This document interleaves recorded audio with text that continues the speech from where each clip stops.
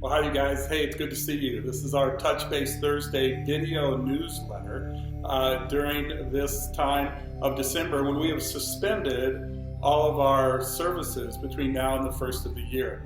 Now, all we've done is suspend services. We're not suspending ministry. We're not suspending relationships. We're just suspending our gathering times, but we're still going to communicate. We still do life, right? Now, let's just admit it. This has been a fairly disruptive experience since March, the middle of March, back and forth, up and down, in and out. It's been pretty disruptive. But that's just life this year. 2020 and parts of 2021 are going to be a little bit challenging. And I want to remind us during this time when the numbers of infections, the numbers of people in the hospital seem to be high right now, and they are. Let's just take a step back and remember everyone has sacrificed. Everyone's been affected. But I do want to maybe focus a little bit, just for a moment, on those in the medical community. Doctors, nurses, techs, people serving in our hospitals and all the medical world. They've been stretched really thin.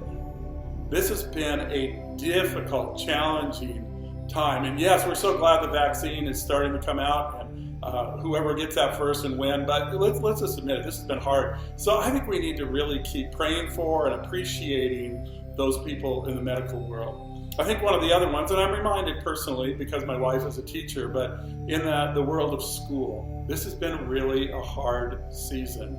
It's been hard for teachers, administrators. This has been hard for parents. And I know a lot who this has been a very, very challenging and very discouraging time. But let's not forget the students. For some of them, this has been really a lost year. And this has not worked very well for them. Others have done pretty well. Others have done great. But let's admit it, this has been a really difficult time.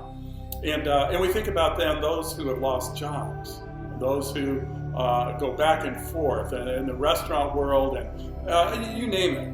It's been really, really hard. So let's not forget about them. Let's pray for them, appreciate them, reach out to them, and really help them, okay? So this has been a challenging time in those arenas and for all of us, really. And it brings me to just the thought of wanting us to think about the need that we have, the need the world has for us to be people of resilience, people of endurance. Sometimes it's tempting to just kind of get down about all this and kind of shut down and become really negative and complaining and not very strong. I think the Lord would have us to step up and to endure, because life is never going to be easy. That's probably one of the great lies that we have bought over the years, is that life's supposed to be easy, fun, smooth. And guess what? It never has been, and it never will be. Now, we hope there are certain times that are very, very just pure enjoyment. But generally, life is not just a cakewalk. It's very challenging. And that we are called to endure. I'm reminded almost every week of the definition of manhood that comes out of the men's fraternity. And it goes like this. The real definition out of Genesis chapter 3 is to reject passivity, accept responsibility, to lead courageously, and to invest eternally. You know, those are really right. And we do usually the opposite. We embrace passivity, we reject responsibility, we don't lead courageously, and we don't invest eternally. And all of a sudden, then life becomes a bit of a sour experience. But I think if we really were to turn and say, this is what really not only honors God, but this is what really invests deeply and brings out the spirit of man in a really good, positive way. And not just men, but for women too.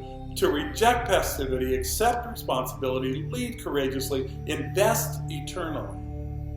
I'm reminded of the 1916 tragic expedition, in a sense, of Ernest Shackleton. He took 28 men with him, and they were going to cross over Antarctica. And when they got close into the Weddell Sea, their ships were overtaken by by ice. And for almost a year, they drifted in the ice floes of the Weddell Sea right there around in Antarctica. And after a while, they knew that their lives were going to be over. They hadn't lost anybody yet, but they all kind of piled into some smaller boats, and they went to Elephant Island. And it was some of the most treacherous seas in the entire world ever. And they made it to Elephant Island, which is really a very desolate place. And after a while, they recognized that they were not going to survive if they didn't do something. Passivity was never going to help them survive. And so Ernest Shackleton and a few others, 5 others, got in a smaller boat called the James Caird. And they went 650 nautical miles to another island called South Georgia Island. It's an island where there were some whaling stations. But when they landed on that island, these 6 men had to cross over a very mountainous, large island to get to a whaling station. No one had ever crossed that island before on foot and survived. But when they got to the whaling station, they gathered up a rescue crew, and 3 months later made it back to Elephant Island to pick up the rest of the crew, and all 28 survived this incredible 2-year challenge. They decided they would endure. In fact, there's a book called about this whole thing called Endurance. And you know what? I think we face treacherous times, challenging times. And I think the Lord would call us to endure.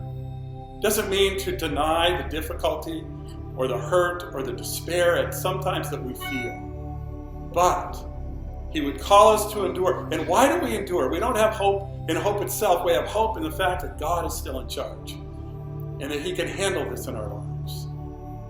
And that we can trust Him. Even when it's dark, we can trust Him. It's one of the things we're going to talk about this weekend in a passage out of 2 Corinthians about the light and what it does in our lives. So look forward to that. Now I just want to remind you too of the Advent Conspiracy, of these 4 projects that we've adopted. We'd love to meet for the needs of people both in Haiti and in the Middle East. So I'd encourage you that if you could spend less, give more. It's not for Quest. We don't take a dime of this. This goes, every dime of it will go to either the people in Haiti or for this training center in the Middle East. And I want to encourage you to give because this is for people beyond ourselves that we want to reach out to and be connected to. All right? All right, you guys, we won't be together physically until the 1st of January. I think really that Sunday is the 3rd, or I think that's what it is. So we'll see each other then. But between now and then, may Christ's presence comfort you, encourage you, and strengthen you in every way, shape, and form. All right? All right. Love you guys. Take care. See you soon.